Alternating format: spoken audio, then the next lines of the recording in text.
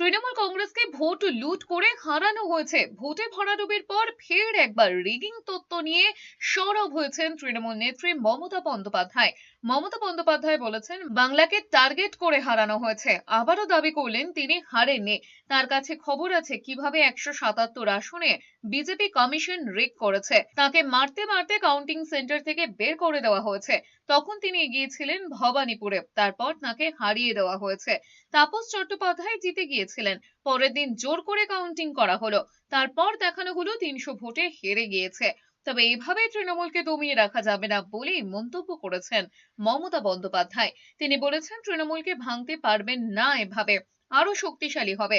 Hawker উচ্ছেদ থেকে অভিষেক ব্যানার্জির উপর হামলা, জেলায় জেলায় কর্মীদের হেনস্থা, সব ইস্যুতে বিজেপিকে আক্রমণ করেছেন মমতা বন্দ্যোপাধ্যায়।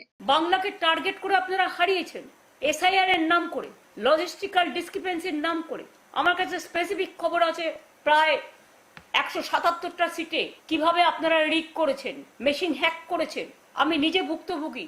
আমাকে মারতে মারতে কাউন্টিং সেন্টার থেকে বের করে দিয়ে পুরো লুট করেছেন।